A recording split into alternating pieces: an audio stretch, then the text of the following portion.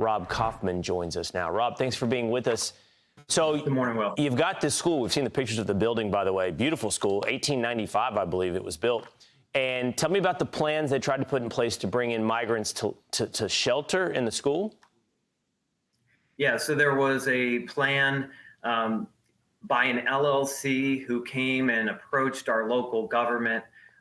In Pennsylvania, land use is a municipal issue. So our municipal leaders were approached by this LLC that appears to work with the federal government, and they intended to house hundreds of migrants, termed in the letter refugees, in these old buildings. It's a campus of over 150 acres and 70 buildings right in the middle of our community, our township, and really something that has historical significance as well. And so fortunately, our township supervisors have handled it well to this point, and they have said it's not permitted in our zoning and our land use, but this is the kind of thing they would like to do it under the radar.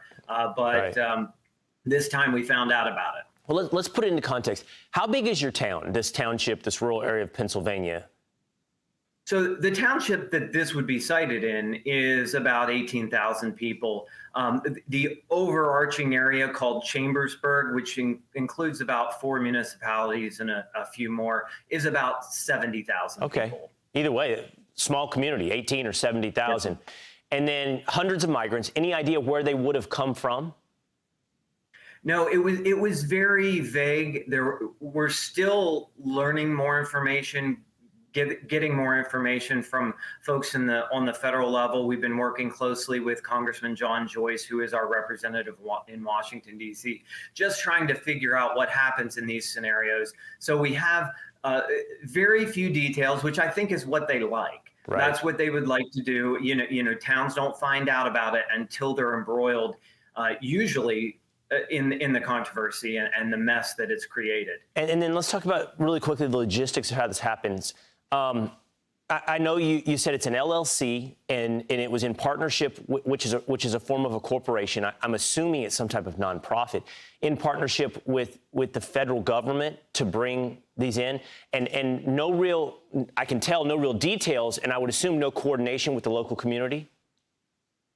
Correct. Yeah. So there was very little communication or any coordination, simply a vague request from this LLC. I believe it was USA Upstar, something of that nature. And, it is owned by another LLC that we don't know or believe there's any affiliation, but it's something that communities need to be hyper aware of in this environment across our country, because if you don't want to end up like Springfield, Ohio, or Aurora, Colorado, or a place like that, you've got to be vigilant in protecting what you have in your communities across this land. And I think that's the overarching point, is that whether or not it's your township or Springfield, Ohio, this is happening and can happen in small towns all across America who ought to have a say in their own community.